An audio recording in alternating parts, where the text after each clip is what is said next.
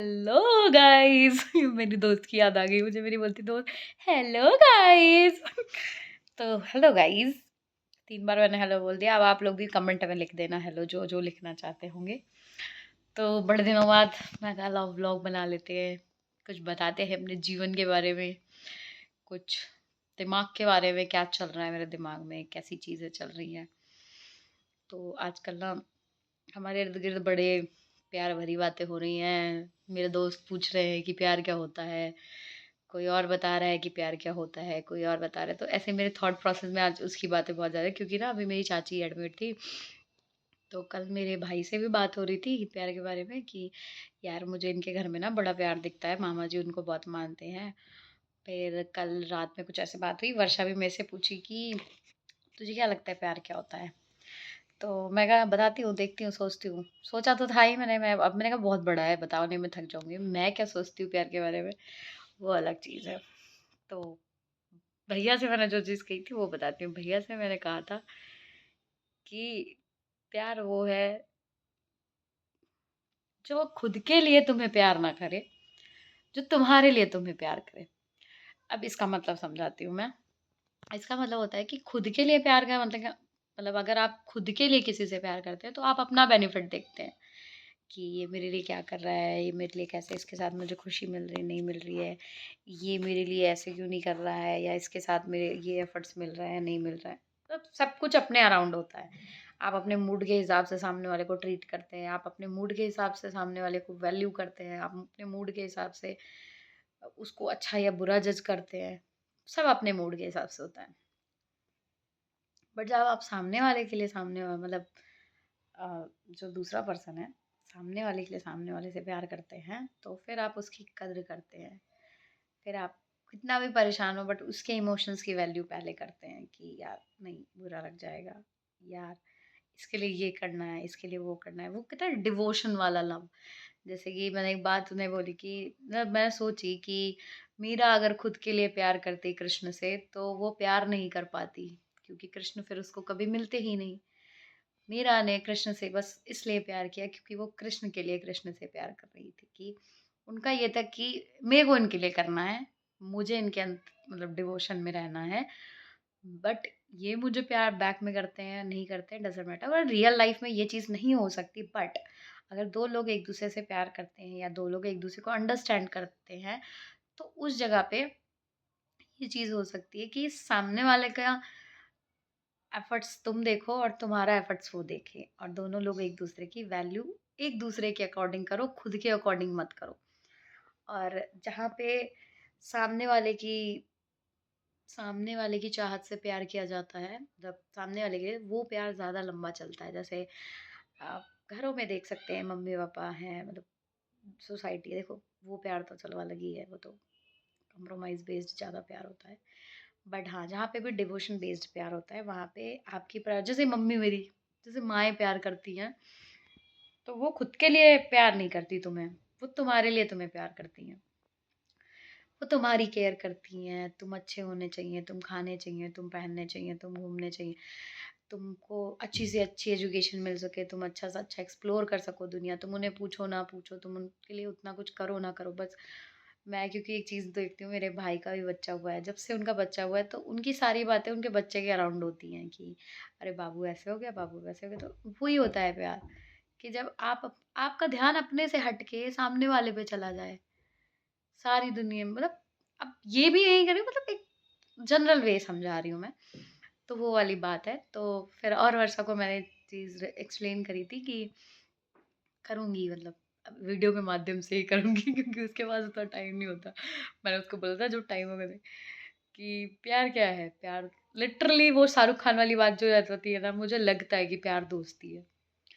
क्योंकि हम एक दूसरे के इमोशंस की कदर करते हैं, हम एक दूसरे को अंडरस्टैंड करते हैं, हम एक दूसरे के सुख दुख में खड़े होते हैं, हम एक दूसरे के अच्छे में साथ होते हैं, हम एक दूसरे के साथ इतना कंफर्टेबल हैं, मतलब चाहे वो कोई भी दोस्त हो, मतलब वर्षा मेरी हो या सिद्धिका है, श्वेता है, मतलब दोस्ती एक कॉमन फ्रेंडशिप या उज्जवल। तो ऐसे बंदे हैं कि जो अगर मैं रो रही होंगी ना तो ये बंदे ऐसे हैं कि नहीं भाई तू बोल, चाहे उनका काम अटका पड़ा है तो मैंने एक बात बोली थी कि जब इंसान अपनी चिंताओं को छोड़ के तुम्हारी चिंताओं को समय देने लग जाए तो वो प्यार है।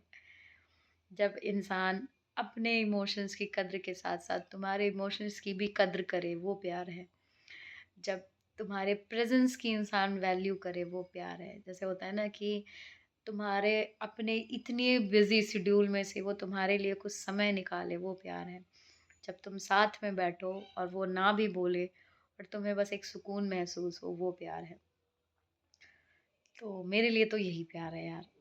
मतलब और रही बात, देखो अब ये रही बात, ये वही लोग समझ सकते हैं जो इमोशनली चीज़ों को ज़्यादा ट्रीट करते हैं और मोस्ट ऑफ द टाइम देखो बचपन से लेके जवानी से लेके बुढ़ापे तक यही काम आएगा।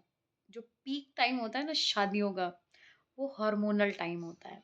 तो मैंने लाइफ में एक चीज़ पढ़ी है, इसलिए मैं बता पा रही हूँ क्योंकि मैं बायो की स्टूडेंट रही हूँ, बहुतों को पता है कि फिजिकल नीड्स ओनली नीड्स, जैसे कि आपको भूख लगती है वैसे आपके शरीर को भी भूख लगती है। बस उसके लिए आपके एंजाइम्स वर्क करते हैं और फिजिकल नीड्स के लिए आपके हार्मोन वर्क करते हैं। अगर आप प्रेम में है ना तो वो भी बहुत प्यारा होता है। बट केवल आप लस्ट में है, लस्ट जिसे केवल हार्मोन के बस में है, तो आज तो किसी के साथ वो बहुत अच्छा लग सकता है, बट कल को जब वो लस्ट खत्म हो जाएगा और वहाँ पे प्यार होगा ही नहीं, वहाँ पे कद्र होगी ही नहीं, वहाँ पे वैल्यू होगी ही नहीं, तो फिर तुम सबसे ज़्यादा अपने आप को कोसोगे कि मैंने प्यार के बदले लस्ट को क्यों चूज़ किया। तो लस्ट को जो लोग चूज़ करते हैं प्लीज़ डोंट, बिकॉज लस्ट आज है कल नहीं होगा। बट जो इमोशंस हैं वो कंटिन्यू रहते हैं। कहते हैं ना कि आपका जो इमोशन है वो आपके पेट से रेगुलेट करता है, तो पेट तो आपका हमेशा ही रहेगा, तो आपके इमोशंस हमेशा रहेंगे। तो वो चीज़ है कि देख फिजिकल नीड्स हैं वो ठीक है अपनी जगह पे, बट किसी की किसी का इन चीज़ों के लिए तुम फ़ायदा मत उठाओ, कोई भी हो। अगर बिकॉज मोस्ट ऑफ द लड़के इस ट्रिक पर डिसीजन लेते हैं, जैसा कि मैं ऑब्जर्व कर पा रही हूँ दुनिया में कि लोगों को बस भूख है शरीर की। अगर तुम मना कर दो ना, डिनाई कर दो उनके प्यार को, तो वो 4 दिन बाद दूसरी जगह मुंह मारते मिलेंगे तुम्हें। तो मैंने ये चीज़ मतलब अपने इर्द गिर्द ऑब्जर्व की है, मैंने अपने ऑफिस में ऑब्जर्व की है कि अगर कोई बंदा है किसी बंदी को पसंद करता है और उस बंदी ने मना कर दिया या जो भी है, तो फिर वो 4 दिन बाद, भाई प्यार ही था तो इतनी जल्दी कैसे ख़त्म हो सकता है। प्यार कभी भी इतनी जल्दी ख़त्म ही नहीं होता, क्योंकि प्यार तो वो होता है ना कि तू रहे तो अच्छा, ना रहे तो अच्छा, मैं तेरी खुशी चाहता हूँ या मैं तेरी खुशी चाहती हूँ, तू खुश रहे बस मैं ये चाहता हूँ, वो वाली बात होती है। तो ये होता है मेरे लिए प्यार। जैसे मैं जिन लोगों को प्यार करती हूँ मैं उनके लिए करती हूँ। मेरे जो दोस्त हैं कई बार उनसे झगड़े हो जाएंगे, या मेरे कोई भाई भाई हैं जो भी लोग हैं, मैं इनके लिए इनसे प्यार करती हूँ क्योंकि मैं उनको खुश देखना चाहती हूँ, मैं उनके साथ रहना चाहती हूँ, मैं उनके साथ जीना चाहती हूँ। और रिसेंट में ना मेरा एक मतलब मेरा और वर्षा का कॉमन फ्रेंड है, आपने देखा है, उसकी आवाज़ें सुनी है, उज्जवल। ही इज़ वेरी, कहते हैं कि अंडरस्टैंडिंग मैन। मतलब लिटरली मैंने अपनी पूरी लाइफ में बहुत ही कम अंडरस्टैंडिंग आदमी देखे हैं, उनमें से एक वो भी है। मतलब एक मेरे भाई है, मतलब मेरे भाई मतलब मेरा बुआ वाला लड़का, मेरी उससे सबसे ज़्यादा बात होती है बड़े वाले भैया से।